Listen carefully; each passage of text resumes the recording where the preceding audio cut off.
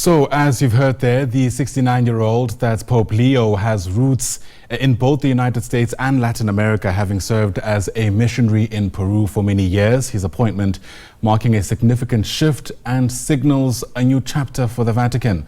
Watching all of these developments for us from Rome is SABC News correspondent Trent, who joins us now live once again. And Trent, I have no doubt many of the faithful there are still taking in yesterday's historic outcome, which came, by the way, quicker than what most people would have anticipated. It was faster, Ayanda, than many here anticipated, and it was also a surprise because Cardinal Provost from America was not considered a front-runner in this conclave, and so certainly when the news got out that the American Pope had been chosen, well, there was genuine surprise in that crowd, but that quickly made way for jubilation, as we see in those pictures there.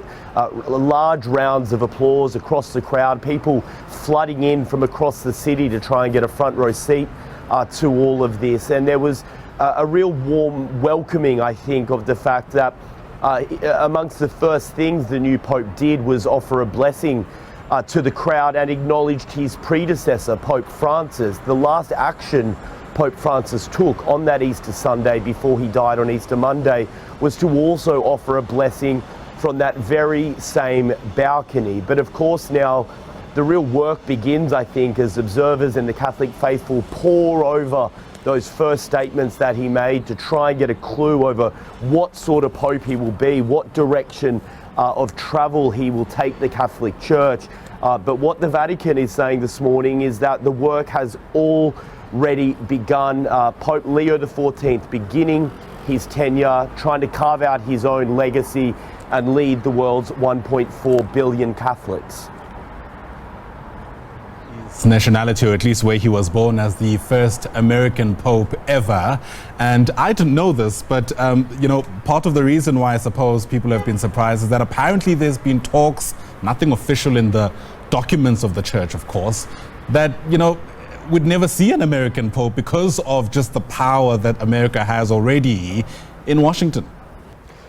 Well, traditionally in the past, you're correct. Those conclaves have avoided choosing a leader from sort of one of the world's superpowers. They've often tried to prefer to get a middle candidate. But what experts are saying is that he is really seen as a bit of a middle-of-the-road candidate, somebody who has a good sense of listening, with working with both sides of the church, the more conservative and the more progressive side. It is hoped that he'll be able to sort of bring them together and form a united front. But it is worth remembering, as the Americans celebrate this, and of course they are well and truly within their rights to do that. He was born in Chicago. He did spend most of his professional life working as a missionary in Peru. He has Peru citizenship. He was an archbishop in Peru. So many across South America are also celebrating this and sort of claiming him as a bit of their own as well. And it is thought that missionary work in South America, working with the global South, is potentially what has helped this American citizen take on this job, sort of following in the path of Pope Francis, trying to move the centre of gravity of the church away from here in Rome into places like Africa and Asia and South America, where the church is really working hard to increase its outreach and to give more sway and more say to the Catholic faithful in those parts of the world. Yeah, I can see the dome of what looks like the St. Peter's Basilica there behind you, Trent, but I can also see what seems to be a main road on the other end. And my question really, in a very roundabout way, is what's your sense of whether or not Rome has its life back, given the attention and, let's face it, the very unique moment that it's just been through?